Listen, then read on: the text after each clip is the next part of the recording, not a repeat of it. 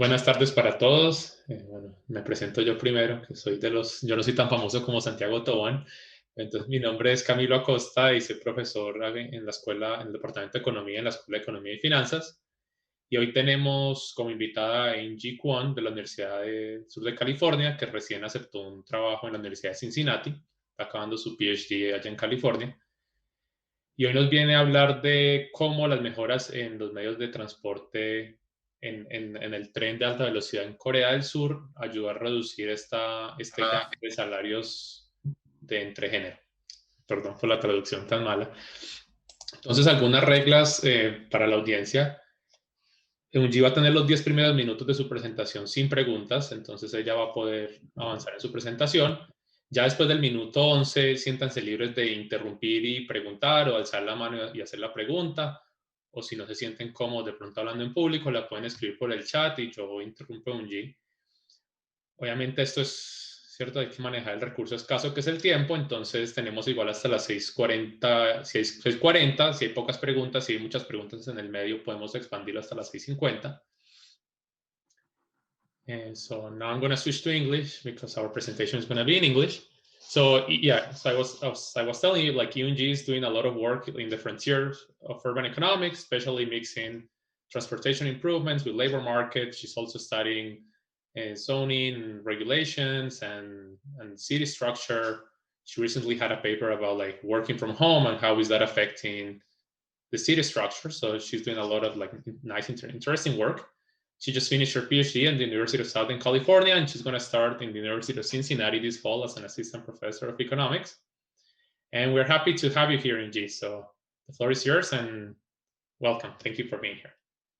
Yeah, thank you very much for hosting me, and thank you, Camilo, for suggesting me to present my work at this wonderful setting. My name is Eunjee Kwon. I'm from University of Southern California and the soon to be University of Cincinnati. This was my job market paper, and if you have any questions, please feel free to interrupt me or type any questions on the chat. And it's very unfortunate that I cannot be in Medellin in person, but I'm very happy to be here, even if it's a virtual setting. So my job market paper, the paper that I'm going to present is called "Why Improvements in Transportation Infrastructure Reduce the Gender Gap in South Korea." There's still significant gender gap in the labor market. So, let me try to move this part. Yeah. So there is a significant gender gap in the labor market, even in a lot of OECD countries. So in South Korea and Japan, the East Asian countries are particularly known for significant gender gap in the labor market outcome. And this is, for example, earning gap in South Korea, which is the highest amongst OECD countries. So in the labor economics literature, there has been an attempt to understand the gender gap in the labor market. And the reason why there exists the gender gap is because the labor force participation costs for women are generally higher, mainly due to the burden of childcare or home production. And as a result, women tend to seek jobs with more flexible work arrangements. This is a New York Times article not long ago, maybe a month ago, and this is showing why there exists so much of the gender gap in the labor market in South Korean setting. So Seoul's recent advice to pregnant women was to cook, clean, and stay attractive. So this is showing us that still this domestic or home production and the childcare burden is heavily imposed on women. So that is creating the gender gap in the labor market. Another literature has shown that there has been an unintentional consequences of prior technical changes, and then how that can have an impact on the gender gap in the labor market. And the impact can come through the gender-specific labor supply shock, as well as the gender-specific labor demand shock. For example, electrification has shown that it liberated women from domestic burden and encouraged labor supply of women, which contributes to the decrease in the gender gap in the labor market through the labor supply shock. The impact can also come through the gender-specific labor demand shock, such as robotization. Robotization showed that it replaced jobs where women were more intensively hired, which decreased the labor demand for women, and as a result, it contributes to the increase in the gender gap. So along this line, as an urban economist, in my job market paper, I'm answering the following question. Will there be any unintended consequences of the improvement in transportation infrastructure? Specifically, my research question in this paper is as follows. First, can the expansion of high-speed rail affect the gender employment or wage gap? And then, if so, what are the mechanisms behind it? And I'm thinking of these mechanisms in a two-way, as I explained just before. The impact can come through the labor demand shock. High-speed rail can benefit sectors which rely more on cost of moving people. So high-speed rail is a technology which connects city to city, and it usually is used to transport people compared to transport goods. If that's the case, then if we think of local service sectors versus the manufacturing sector, local service sectors, which rely more on the cost of moving people, would be affected more with high-speed rail. And if those, for example, local service sector hire women more intensively, then the labor demand for women would be increased more than men. Also, it can have an impact through the gender-specific labor supply shock. In the literature, transportation infrastructure can improve local amenities. For those who are not familiar with these amenities, amenities can be man-made amenities such as restaurants, bar, or education facility, childcare facilities, and so on, and also the natural amenities such as nice weather or nice geography and so on. But in the literature, this man-made amenity is known to be improved with transportation infrastructure. If you think of certain local amenities, for example, think of the childcare facilities, then this can encourage women's labor supply decision if they reduce women's burden of childcare or health work. So that can contribute to the gender-specific labor supply shock, which can decrease the gender gap in the labor market outcome. So in my paper, I'm answering this new aspect regarding this gender gap aspect in the combining this transportation infrastructure literature with an extensive data set with a novel empirical strategy. So specifically, I'm using South Korea as a research setting.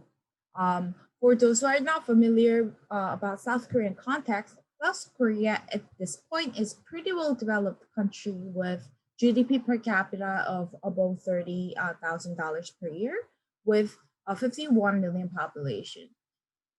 It shows heavy concentration of economic activities in Seoul metro areas. And as I started at the beginning, it shows the worst gender gap in the labor market outcome amongst OECD countries. There was a massive high-speed rail expansion started in 2004, which I'm using as a shock in this paper. And this high-speed rail links Seoul metro area to the rest of the area. And one particular thing about this high-speed rail is people are not using high-speed rail for commuting mode.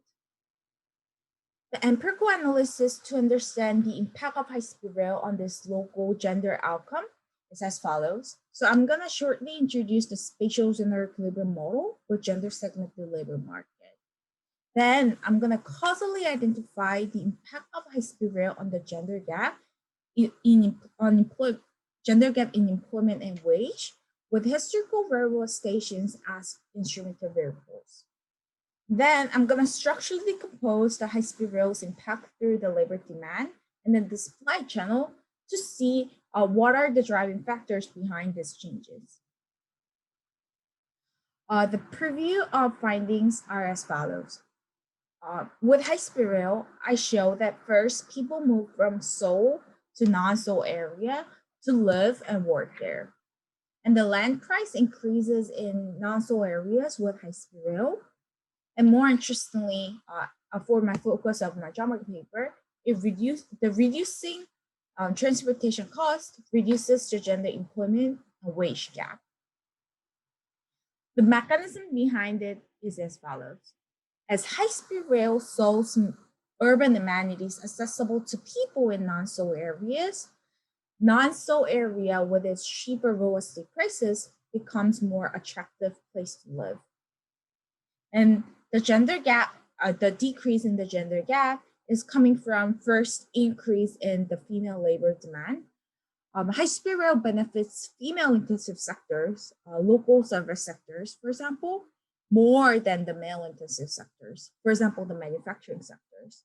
So that disproportionately increased the female labor demand, and that contributes to the decrease in the gender gap. Also, the impact is coming from the increased female labor supply. The education and childcare amenities are shown to be endogenously increased with high-speed rail, which contributes to the decrease in the labor force participation cost for female and contributes to the decrease in the gender gap in the labor market outcomes. The contribution of my paper can be briefly summarized as follows. So first, I'm adding to the literature regarding the spatial aspects of the gender gap. And then in the literature mainly focuses on the supply side story. For example, the commuting cost channel. And this paper considers both demand and supply side, which speaks to the general equilibrium sense of women's labor market constraints. And it addresses how transportation technology can help solve this issue. Secondly, I'm combining a spatial gender equilibrium model with extensive data set.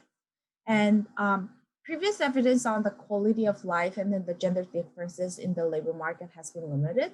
However, I'm contributing in that regard as well. Finally, for the policy point of view, my paper highlights the policy implication that supposed gender-neutral government investment, such as transportation, such as high-speed rail, which on prior has no reason to believe that there could be a different impact for men and women.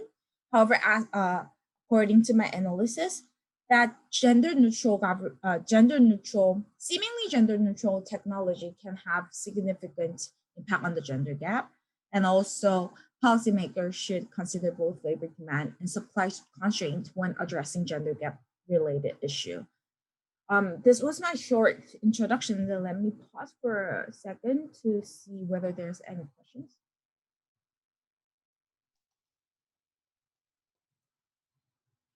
I don't think we have any questions right now, so feel free to continue. Okay, great. So let me bring this room to South Korea. So this is a geography of South Korea, and this red bordered area is Seoul metro areas. Seoul metro area is a very popular place for its high service amenities, job opportunities, and social network. And so people in South Korea have strong preference for urban amenities in Seoul. So as a result, half of the population, 25 million people, are now living in Seoul. Naturally, there exists a regional inequality concern that there is a huge development gap between Seoul metro areas and other regions. And also the significant congestion in Seoul with unaffordable real estate price is now a problem in South Korea. So this looks crazy, but this is a very typical very typical view that you can expect in Seoul or in South Korea. So this is a journal article that housing price rally likely to continue next year over supply shortage. So now Seoul is packed with these high rises and then the apartment. However, still the unaffordable housing prices due to the high demand for living in Seoul is a really significant problem in South Korea. So naturally, this high-speed rail was built to reduce this congestion burden in Seoul. Korean Train Express, which I'm gonna say KTX, is linking Seoul here to the Busan, all the way down to the southern part in South Korea. And the travel time reduction is pretty significant. So Seoul to Busan, which is above 300 kilometers, took 5 hours by car, but now with KTX, it takes 2 hours with KTX. As I briefly explained before, this is not a major commute mode. Less than 0.1% are using train as a commute mode, and high-speed rail is used for a longer distance travel on average of 250 kilometers. However, the commuting boundary in South Korea is less than 50 kilometers. So you can imagine that Seoul people who are living around here are all commuting inside Seoul, whereas say Busan people, Busan is here, and the Busan people are commuting within Busan metro area, which is around here. Then how is this? Yes. Quick question. Like, so in terms of, I guess you're gonna cover this in your model, but like, so is this a paper about trips within an urban area, or is it about like trips within, I don't know, municipalities in a country? Yes. So this model is designed to cover, so my geographical unit is county level, and then this high-speed rail is linking counties to counties. So there is no commuting notion within, so I'm assuming that people are actually commuting within counties, but obviously that's not a good, that's not an ideal, but that's due to the data limitation, and that's the most, I think, ideal or feasible and practical way of defining it. Great, thank you. Yes, thank you for the question. And then how is this high-speed rail is used if this is not a commute mode? So I think what Leo was pointing out was, so in this economic geography model, or in this classic, in this class of the model, it is important to model the commuting decision. So people are, there is a class of a model that regards where people, and then people are deciding where to live and where to work separately. However, in my model, because this high-speed rail is not used as a commute mode, in my model, I don't have like this commuting channel in my model, whereas people are deciding where to live, and then once they decide where to live, they are live and work there in that county level. Then how is it used? Coming back to this high-speed rail background, if it is not a commute mode, then what is the purpose of this high-speed rail? More than 90% of trips are for enjoying services, visiting relatives, or business trips. And so this is not a major commute mode. However, this is more for the recreational purpose or the business trip purpose. One could ask that whether there could be any significant impact if this is not a commuting channel. However, I can show that there is a significant increase in annual ridership over the years.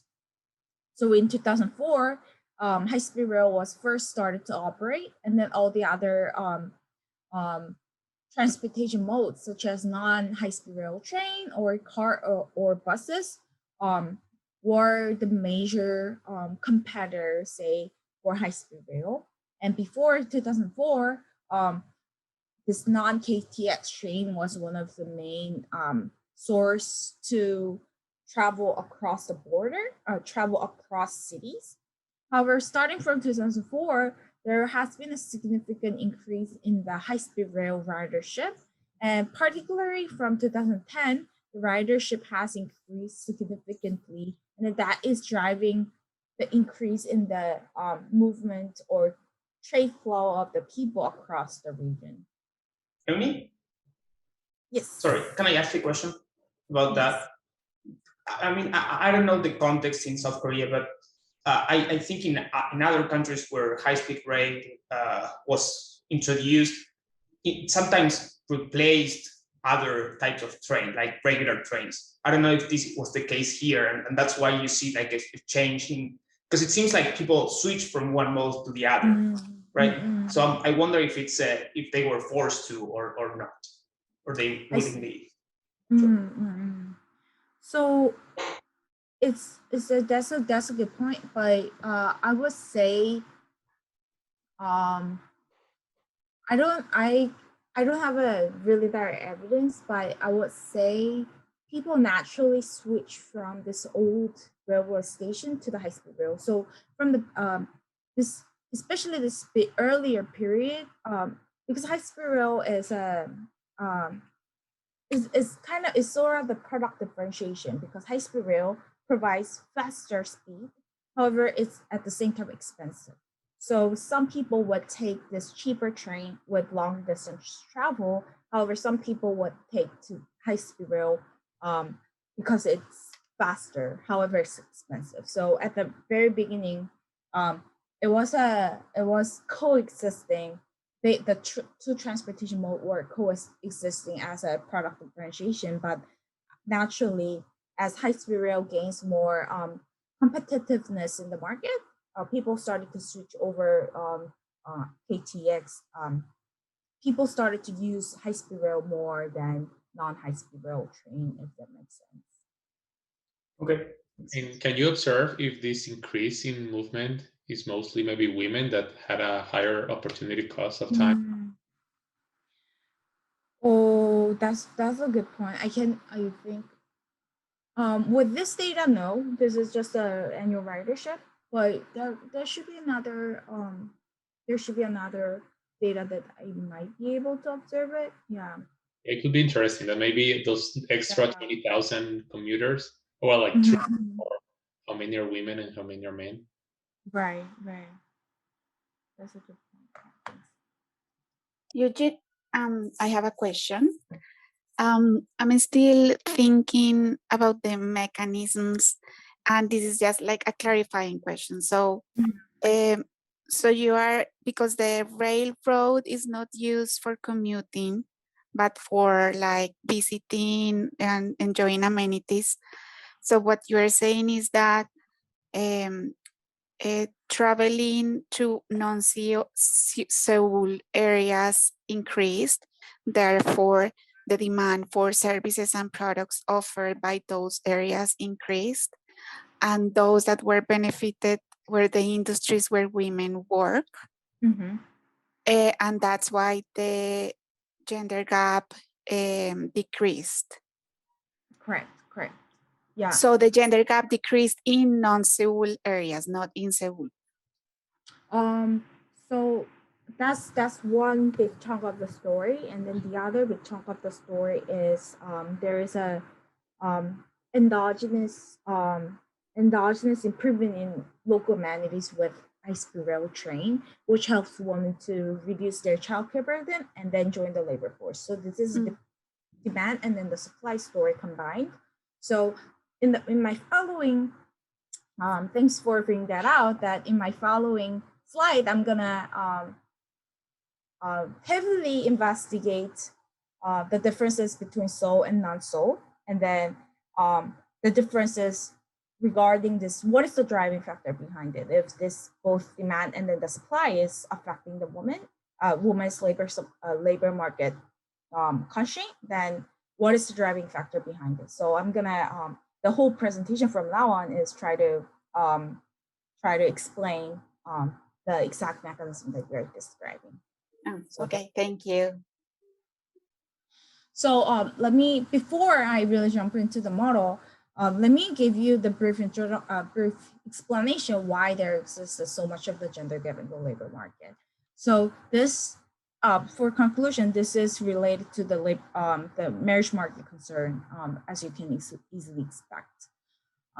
This is a life cycle of the work status, and then this x-axis is the age of man and woman. So man, and then y-axis is the percentage of that age cohort working. So you can see that up to the age of 26, men and women soar into the labor market almost at the same rate. So If any, there's a slight higher labor force participation rate for women because in South Korea, still the army is mandatory. And from the age of 26 to 33, when men and women started to get married, there's women started to opt out from the labor market as they get married. At the age of 33, after they give a birth, and then also after they get married, they resort into the labor market. The women resort into the labor market, but that never catches up where they were at the age of 26, or the rate of men's labor force participation rate. So men's labor force participation rates continuously increase up to the age of 33, and then all the way to age of 60, say, above 80% of men are working, whereas the women's labor force participation decrease, and particularly through the labor through the marriage from the marriage decision, women opt out from the labor market. So that was an extensive marginal story that why the labor force participation rate is lower for women. And also there is an intensive marginal story that job choice for men and women are different. So before they get married, say before age of 34, men and women soar into the kind of similar occupation. So this is this red bar, and then the green bar is professionals and office workers. So South Korea at this point, workers are mostly the white collar job, and men and women, left panel is man's graph and then right panel is woman's graph, and the men and women are working almost at the same occupations, mostly the white collar jobs, before the age of, for the age cohort from 25 to 34. However, after marriage, women soar into sales and local service jobs, which provide more flexible work arrangement and do not require any work experience. So this graph is a job choice for men and women at the age of 35 to 45. And as you can see, men are still working heavily in these white collar jobs like managers, professionals, or office workers, whereas women's job choice has changed, that women are disproportionately soar into the sales and local service jobs, which makes them easier to work when they have this domestic and then the childcare concern. So this is the reason why there exist the differences in the job choice, particularly after marriage. So that this was a short background, and then let me rush through the analysis. I think I'm pretty tight in my time. So the roadmap of the analysis goes as follows. I'm gonna shortly introduce the spatial equilibrium model with gender segmented labor market and gender employment, and then the gender wage gap in the model can be expressed as a function of the labor demand channel and then the labor supply channel. With model, I'm linking to the data in the following way. So in step 1, the left-hand side variable, local gender gap in employment and wage, can be directly observed with the data. So I'm gonna directly estimate with an instrumental variable approach to see what is the high-speed rail's impact on this gender gap in local gender gap in employment and in the wage. However, this mechanism that we discussed, the labor demand channel and then the supply channel, is not directly observed with the data. So I'm gonna combine the step 1's IV estimate and the model equilibrium to structurally decompose the underlying mechanisms into the supply and then the demand channel. And as it was pointed out, I'm gonna see the heterogeneity in Seoul metro area versus non-Seoul metro area, because the two areas show different labor market and then the local market constraints. So let me briefly sketch the spatial gender equilibrium model with gender segmented labor market. So in each district J, so in my analysis, it's gonna be at the county level. Household consists of wife and husband, and they choose which district J to locate in. And utility in living in J is determined by district J's local amenities. households' expected wage and rent they pay. And when they locate, man and woman, wife and husband decides whether to work given the local labor force participation costs, which are generally higher for women. That's the supply side story, how that can contribute to the gender gap in the labor market. This labor force participation cost channel is affecting the labor supply factor, local labor supply channel, and then that contributes to the gender gap. Firm operating in District J hire men and women in a separate market. So there exists a gender segmented local labor market. You can expect that men or women are hired by different local intermediate good industries, and this consists of the labor demand factor that the two industries are different, so men and women are differently demanded, and that different intermediate goods are aggregated locally with imperfect substitution to produce naturally traded goods. Housing is supplied locally in District J, and for all J, each gender segmented labor markets, labor market for men and women, and also housing market should be cleared. And that determines the equilibrium condition. And in equilibrium, this is the only equation that I'm going to show you today, that in equilibrium, the local employment gap and the local gender gap can be expressed as the supply channel and then the demand channel. So in equation 1, this is a local gender employment gap, which is defined as male to female ratio. And then in equation 2, this is a local gender wage gap, which is defined as male to female ratio. And in the equation, the local labor force participation cost of a woman. So this was higher for women, so that constrains women to join the labor force compared to men. And that's included in equation 1 and 2 as a determinant for the local employment gap and then the gender wage gap. And this demand factor, which was the differences between this intermediate good that are higher men and women in a different sector. And then that consists of the demand channel, which determines the gender employment gap and then the gender wage gap. So how am I going to think this two equation with this high-speed rail is high-speed rails is going to affect either supply channel or the demand channel. And then that is going to contribute to the changes in the gender employment gap and then the gender wage gap. So that's how I'm using this model to the empirics. So let me explain you why we need a structural decomposition using this equation 1 and 2. So this is a simplified graphical description of the model equilibrium. So this labor supply channel, the relative labor supply of man, and then the relative labor demand for man, supply and demand channel determines the gender wage gap and then the gender employment gap. And say there was a woman's labor demand and supply, woman's labor demand and supply both increases. And in this scenario, this is when the labor demand impact is dominant. And as we can see, the labor demand curve, the relative labor demand curve shift much more than relative labor supply curve. And if this is the scenario, then there should be a decrease in both wage and employment gender gaps.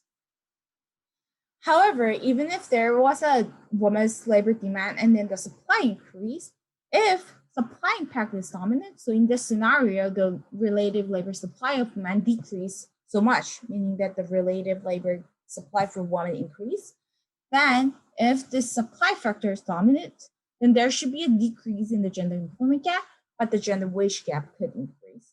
So just looking at how this gender employment gap and then the gender wage gap, we cannot say much of whether the supply channel was affected or the demand channel was affected.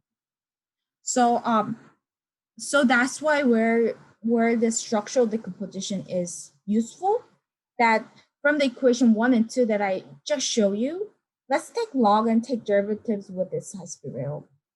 Then this impact of high-speed rail on the gender employment gap can be expressed as high-speed rail's impact through the labor supply channel and high-speed rail impact through the labor demand channel. And also the impact of high-speed rail on the gender wage gap can be expressed similarly. So in the model, this is a model equilibrium equation, and combining this equation to the data, I'm gonna use this reduced form result using instrumental variable and to back out this impact of high-speed rail on the gender employment gap and then the impact of high-speed rail on the gender wage gap. Then this two equations becomes two equations with two unknown problems with two unknowns as high-speed rail's impact through the labor supply channel and then high-speed rail's impact through the labor demand channel. So this equation 3 and 4 becomes a system of the linear equation which I can easily solve under the assumption of certain parameters. So that's how I'm linking this model to the data. So let me skip this reminder, and then the data that I'm using is I'm combining many different sources, census and establishment, census and population and household, and some labor panel survey, as well as other internal migration statistics, and also Korean Railroad Yearbook, Korean Railroad stations at the county level. So all this data sets are aggregated at county levels. And the basic regression that I'm using is the district level two-way fixed effects model. In the district J of a province S at year T, I'm regressing this outcome variable of interest, such as gender gap in the labor market outcomes, on this treatment dummy, which is equal to 1 if district I's population weighted central weight is located in 15 kilometers from any high-speed rail stations at year T. And as I said, I'm gonna see the heterogeneous treatment impact for Seoul and non-Seoul area. So I'm gonna have this interaction dummies for that. And for the fixed effect, I'm including district fixed effects, year fixed effects, and then the province by year fixed effect. So this district fixed effect is controlling for the unobserved heterogeneity, time invariant heterogeneity, or at the district level. And this year fixed effect controls for overall trends. So somehow if South Korea overall, the gender gap is decreasing over time, for example, then that could be captured by this year fixed effect. And finally, this province by year fixed effects control for any province level of the changes. So say if certain province, Seoul Metro itself is a province in my analysis. So overall, if Seoul is decreasing, the Seoul's trend for the gender gap in the labor market is decreasing compared to other provinces, then that will be captured by province by year fixed effects. And finally, standout areas are clustered at the district level. Of course, we worried about the endogenous placement of the high-speed rail, that what if high-speed rail was placed in an area which is expected to grow more or less? So to address that concern, I'm using instrumental variable approach using historical railway stations constructed during Japanese invasion era. So this is the whole map of Korea, and the only half of this continent is now South Korea. So railroad constructed in this Japanese invasion era, and then Japanese colonial government was building this railway to transport resources from Korea to Japan, to serve Japanese Russian war. So this is a port to Japan, and then this is a coal abandoned or forest abandoned area, which is now North Korea, and then this is an agricultural abandoned area, which is now South Korea. So this old railway station was linking this coal abandoned area all the way to this agricultural abandoned area to Japan. So using this historical railway, the main idea is Japanese were not targeting this area because they're concerned about the economic growth of those regions. And this historical railways is one of the most conventional instrumental variable in transportation economics literature. So more specifically, the relevance condition behind this IV is using the existing station platforms and routes is a more cost-efficient way. And indeed, the first stage of statistics is more than 20. So I think this relevance condition is more straightforward and it can be directly tested. However, what we would concern more would be this exclusion restriction, that this IV affects outcome only through treatment. And this can be justified with my previous argument that the placement of the old railroads did not target the regional growth after about 100 years. However, still we do have threats to identification that what if there exists a path dependency? That even though the Japanese was not targeting this railway construction to boost the area, if there is a path dependency in terms of regional growth, then that could still affect the outcome variable after 100 years. So I am addressing that issue by including the district fixed effects control for the level differences across districts. And then the identification assumption becomes it did not impact the growth of the regional outcomes after about 100 years. And then this can be tested with the trends of the outcome variables, which shows no association with the location choice of the old railroad station. So, I have a quick question about the treatment. I see in the map that the line of the rail, like the black line, very similar. I get, well, at least in my eye view, with the line of the stations that you were showing in the first map. Like, is there variation, like where the high-speed rail goes? Like, yes. Is there a different line of train that is not that is far away from that black line, basically? Yes. There is a variation. The overall line looks pretty similar because South Korea is pretty mountainous area. So 80% or 70% of the land is mountain. So this Japanese railway was basically, they paved the road around this mountainous area. So that's why this rail looks very similar. But I think I can show you if we have some more time. I can check. Yeah. But there is a differences in station level. Sure. So the line looks similar. And just a time reminder, you have like 6 minutes. Oh, okay. Oh, yes.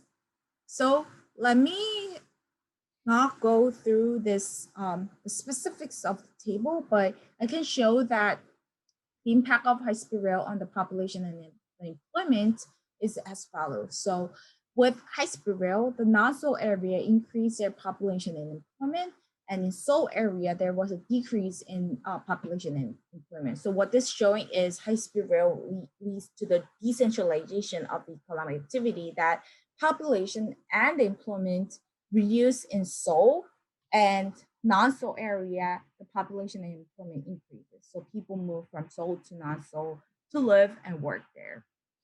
More importantly, regarding the gender gap related to the previous comments, the gender employment gap decreased both in Seoul and non-Seoul area, and then the gender wage gap decreased only in Seoul area. However, by just looking at these numbers, we cannot tell whether this was driven by the demand or supply channel. So let me summarize this direct evidence of the empirical findings that people move from Seoul to non-Seoul to live and work there. And as I pointed out, this is because people have strong preference for urban amenities in Seoul, which are consumed with lower frequency. And now high-speed rail makes Seoul's urban amenities accessible to people in non-Seoul area. So migration from Seoul to non-Seoul happen, and that stimulates the non-Seoul's local amenities. Regarding the gender gap, I'm gonna right now leverage the model and then structurally decompose the mechanisms into the labor demand and the supply channel. So this was the same slides as before. So with this equation that I showed you, now we have this blue coded variables that impact of high-speed rail on the gender employment gap and then the gender wage gap. And then this equation 6 and 7 under the assumptions of the parameters make us possible to back out this unknowns, which is the high-speed rail's impact through the labor supply channel and then the demand channel, which is here. So this IV estimates is this blue coded. So impact of high-speed rail on the gender employment gap and then the wage gap.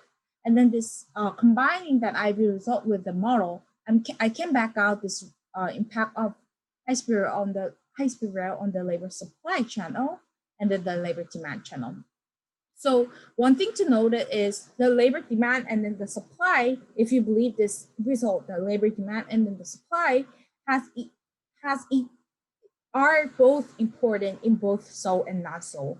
However, what is the driving factor is different. So in so, this demand factor is much more dominant, and then in not so, the supply factor is much more dominant. So that's the reason why we see the differences in impact in so and not so in terms of the gender gap issue. So I wouldn't have really a lot of time to go through all the results, but from now on, that was a structural decomposition. However, I also have this empirical supporting evidence that why there was a differences in so and non-so, and then how could that affect the gender gap in the labor market.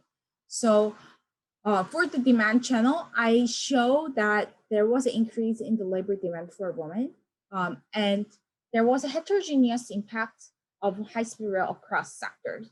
So this transportation, construction, public administration, and manufacturing is the male-intensive sector defined as the sex ratio, and retail, education, medical service, and restaurant is the female-intensive sector, and those are like local service sector. And in both so and non-so area, this female-intensive sector is much more positively affected with this high-speed rail compared to the male-intensive sector. And then that was the reason why there's a disproportional increase in the labor demand for women. And with that, we can simply do the back of envelope calculation that the relative increase in the labor demand for women compared to men is much higher in so. However, in so and not so, there exists the relative increase in the labor demand for women. And for the labor supply side story, there could be many other stories, but one can be direct. The one that I can direct test with the data is whether the high-speed rail improved the local amenities. And this local amenities here is defined as the number of establishment per resident. And in my analysis, I can show you that in not-so areas, this local amenities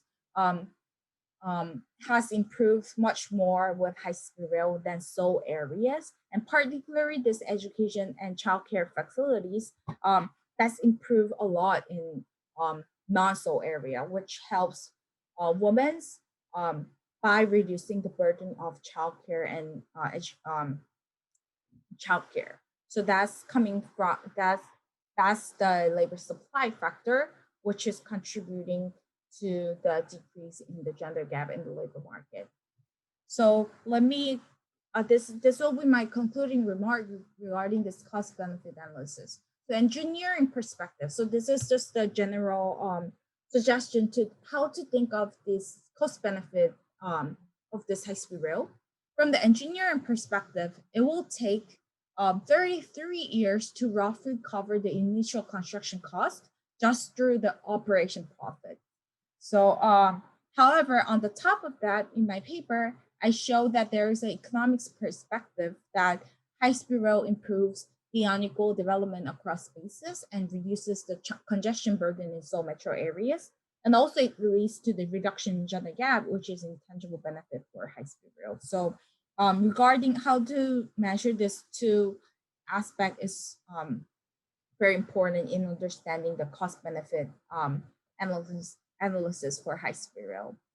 So due to the interest of the time, I'm not gonna go through all the conclusion, but I show in my paper that high-speed rail makes migration from so to non-so, and which vitalizes the non-so local economy, and this reducing transportation costs help women in labor market by increase the labor demand for women, particularly in local service sectors, and then improvement in local amenities, particularly in education, which reduces the childcare burden.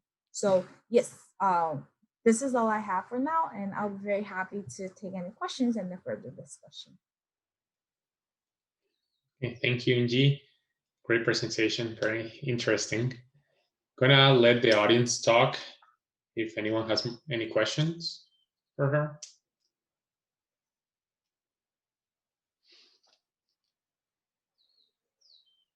Yes, Juan Camilo. Thank you, Camilo. Can you hear me? Yes. Thank you. Okay, and Erin, thank you for your presentation. Thank you. So, and quick question. It has to do precisely with the conclusion, with the third conclusion that you just presented. This is probably in the whole argument that you are presenting. You are arguing that there is reducing transportation costs that help women in the labor market. But when you presented the stylized facts of high-speed racing in Korea, you mentioned that it's not used as a commuting device or transportation means. So that's precise. There's something there. In somehow it contradicts your conclusion, I think, in a way, because one would expect that if the high-speed rail is used as a commuting device, commuting between home and work, then you would expect reducing transportation costs because of the the reduction in time. But if it's not used, then the channel through which that reduction cost doesn't happen is not very clear. So maybe you could, and I have some other comment, and yeah, I'm glad I can talk some other comments, but this is my main comment about the whole presentation of your argument. What do you think?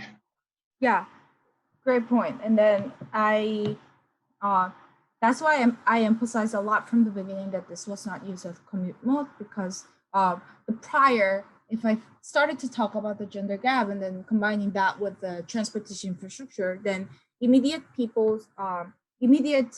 thought that we would think is it's gonna be the commuting channel. So so that's why I emphasize a lot that this is not the case. So this is sort of second, I will say, if you'd like, this is sort of the secondary mechanism that high-speed rail boosts the local economy, and then that reduces the transportation cost across locations. And this improvement in the local economy generate more opportunity for female. I think that's something that we would want to think. So this improvement in or reduction in the transportation cost of people, that encourages the local service sectors, and that encourages the labor demand for women. And also, as the local economy is booming, and now that there is an improvement in the local amenities, then the woman is benefiting more from this local amenities. So this is, as you pointed out, this is not a direct impact of high-speed rail, I would say, but this would be the secondary factor.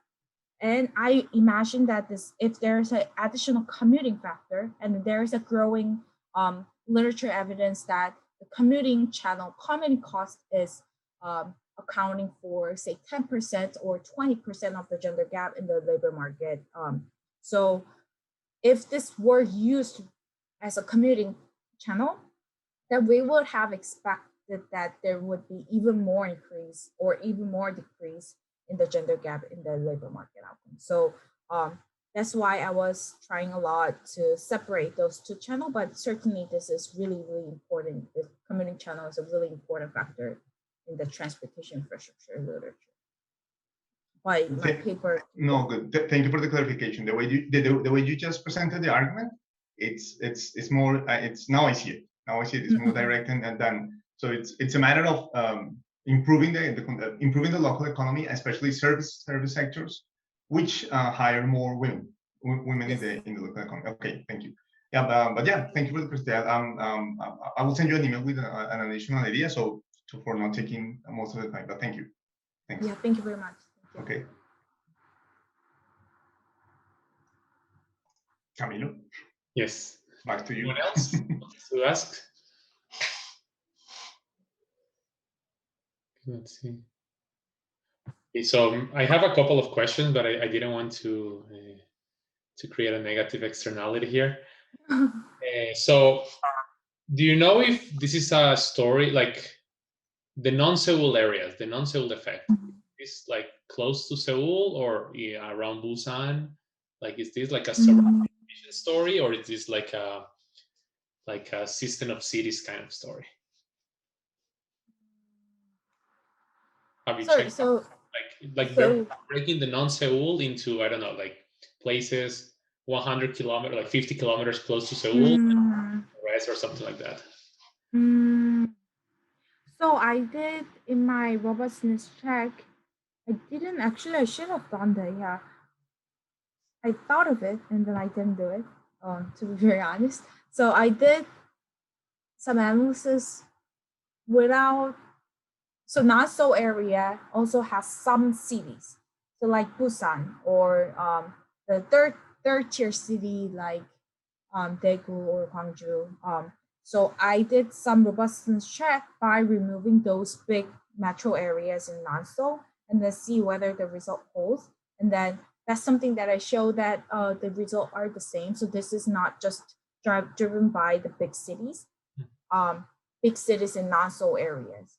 But what I didn't do is whether the improvement was coming from the immediate neighbor of the Seoul Metro versus not, which I imagine that it wouldn't be because the non-Seoul big cities that I eliminated in my robustness check contains some of the very immediate big cities near Seoul. So I would imagine that it wouldn't be that different, but that's something that I should do. Yeah, because I was thinking on like Nate Snow highway paper, like maybe just the higher speed rail is just causing more suburbanization. That's why I was asking that. Thank you, though. Yeah, I'll also send you an email with a couple extra points. Oh yes, yeah, that would be great. Yeah, thank you very much. Brian has an extra question. It's kind of in line with what Juan Camilo was mentioning. There seems to be, or I feel, kind of a disconnect between like your story of people of not being so costly to not live in Seoul or to live farther away from Seoul now that there's a high-speed rail, and this what you show us that seems to be that it's the development of these other areas that attract people to outside of Seoul. So I wonder if you have any data on like when these new businesses are established, because I guess that high-speed rail takes time to develop anyways. So can you tell if